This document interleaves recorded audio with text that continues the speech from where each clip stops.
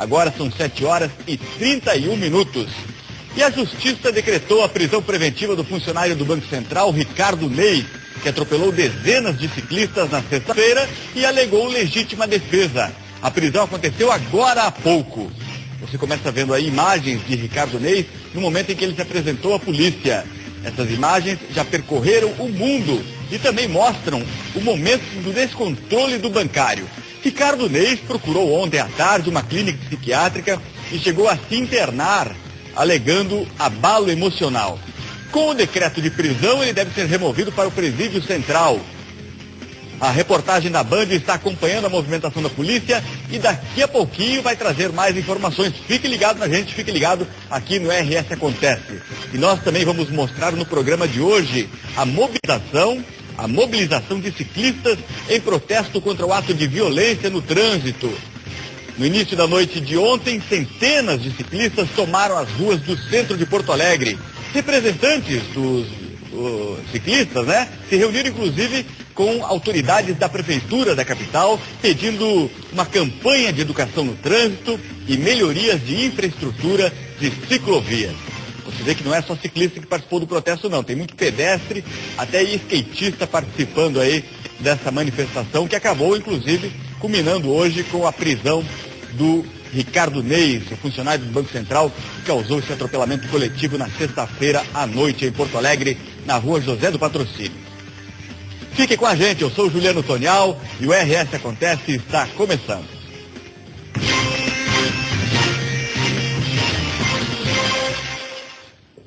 Agora são 7 horas e 32 minutos e meio. Foi localizado há pouco o funcionário do Banco Central, Ricardo Ney, que atropelou o grupo de ciclistas em Porto Alegre na sexta-feira. Na noite de ontem, a Justiça determinou a prisão dele. Mas, segundo o advogado de defesa, Ricardo Ney teve uma crise nervosa e, por isso, se internou em uma clínica psiquiátrica da região metropolitana. A ordem da juíza Rosane Michels, que é da vara do Tribunal do Júri aqui em Porto Alegre, determina que ele seja recolhido ao presídio central. O motorista vai ser indiciado por tentativa de homicídio duplamente qualificado. Veja a reportagem. Ao analisar as imagens e 20 depoimentos, a polícia concluiu que o atropelamento foi intencional e por motivo fútil.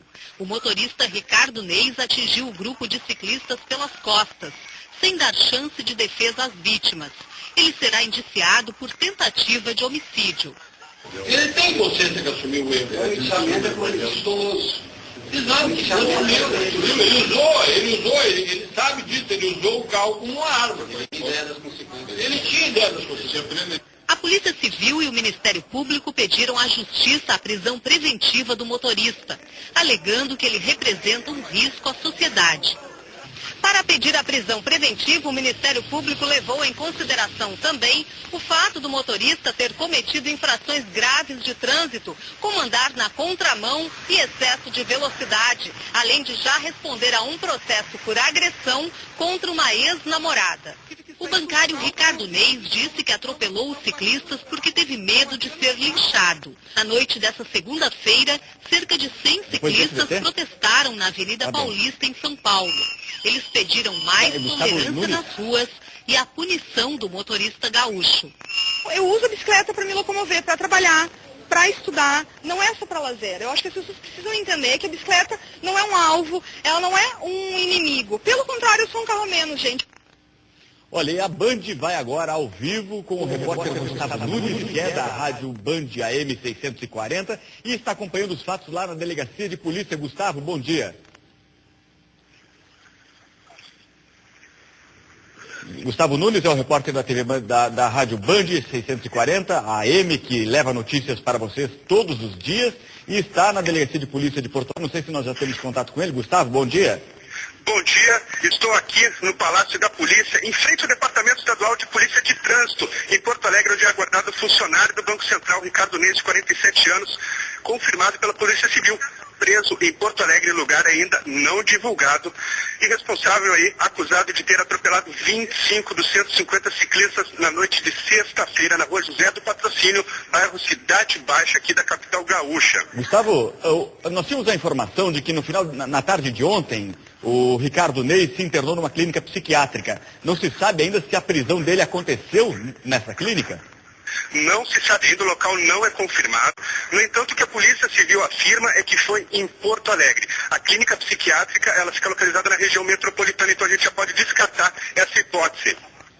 Então, ele é aguardado a qualquer momento na delegacia de trânsito em Porto Alegre para depois ser removido ao presídio central, é isso? Isso mesmo. Daqui em instantes, a Polícia Civil já deve estar chegando aqui ao Palácio da Polícia, ao Departamento Estadual de Polícia de Trânsito, aqui no Palácio da Polícia, e para autuar, né?